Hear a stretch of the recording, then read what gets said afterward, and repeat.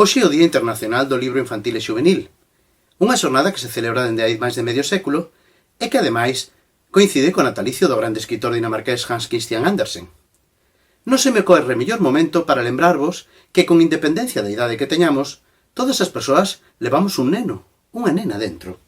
E ese corazón infante quere soñar aventuras, vivir ilusións, apasionarse coa exploración de novos mundos descoñecidos, vencer todas as batallas, amar a beleza do mundo e dos seres, coidar das xentes, facer amigos, descubrir o amor e apaixonarse pola beleza.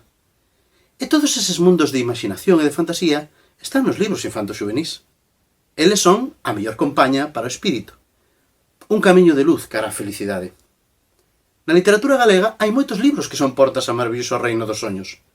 Neste Día Internacional do Libro Infantil e Xuvenil, que celebramos ademais nun intre de recollemento necesario, convídovos a que vos mergulledes na loita de Balbino para que non vos venza ningún Manolito, que vivades rodeados das laranxas máis laranxas de todas as laranxas e das máis intrépidas galiñas azuis, que vos recoñezades nas andanzas de Ramón Lamote como quen ve muxicas no espello, que saibades onde está o voso centro do labirinto e aprendades a botar contos por palabras.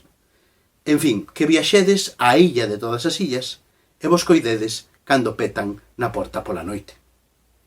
Porque ler literatura infanta xuvenil é non deixar que esmoreza ese neno que vai no imo. É porque a cultura segue.